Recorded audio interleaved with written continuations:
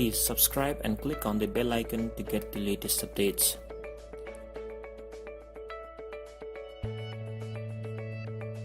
Hello again fellas, welcome to yet another video of this tutorial series, Android application development tutorial for beginners. In this video, we are going to be working with list view.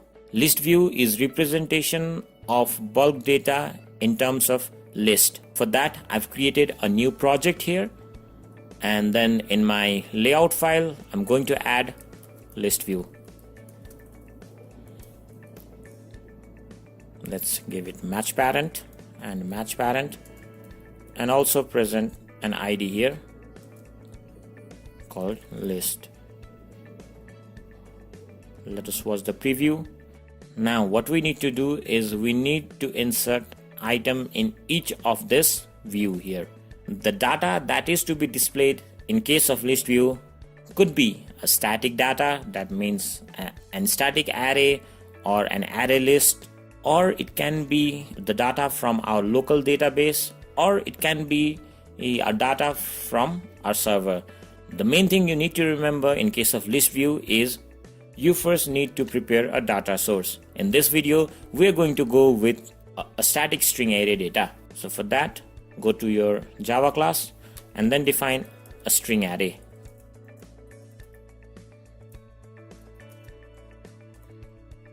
Okay, let me insert random data here. I just need some string data to be shown in my view, right?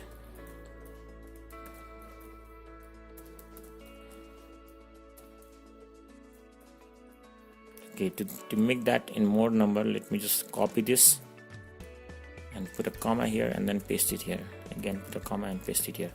Okay, that's our string source.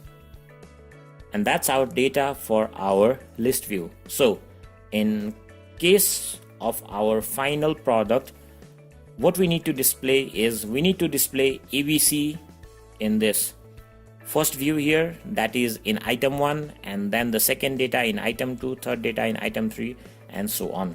The two ways that can be implemented for list view are either using array adapter or using base adapter. First, we are going to see what array adapter looks like, and then in the coming video, we are going to work on our base adapter. So we also have a component here that is list view. In our layout, let's give a name LV and just define it there.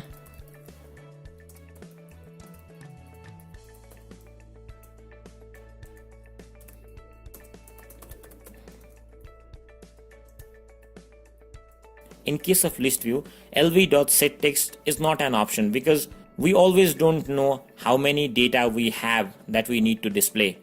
So what we do here is we call a setAdapter method, which takes a parameter called a list adapter. So using array adapter, what we do is we directly call our array adapter class, and we can also represent our type that we have. That means our string data type. And inside this, when calling the array adapter class constructor, we need to pass few parameters here. The first parameter would be your context, that is your class context. Okay, let me put main activity dot, this. The second parameter would be your layout. Okay, in terms of layout, what you need to do is you need to inflate one single layout for item 1, another layout for item 2, and another layout for item 3, and so on. And each of those layout must contain a text view in order to show a string content.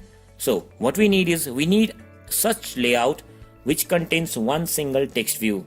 In this case, I'm going to use a predefined layout here. So to define that, let's go and type android.r.layout.simple list item 1. If we go ahead and check this layout using control and click, what we can see here is we have a text view here. So this matches our necessity. We actually need a single component text view to display our single string data in an individual view. Now, the third data that you would be passing would be our data source, that is our string array A. using array adapter, this can be done. Let's also place a click in this array adapter. So let's go ahead and place lv dot set on item click listener, new on item click listener. If we were to place click on each item, how would we identify that? Here we have a variable called position. This actually gives the index of each of our view. So from here, let's introduce a toast message here. That is, a toast is a pop-up message. Actually, we can give a context here and a message. Let's show our message as string array a data based on position.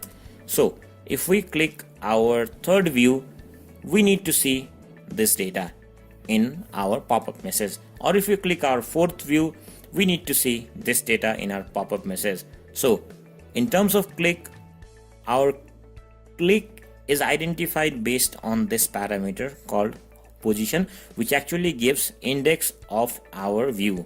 So okay, let's now run this application and check it out.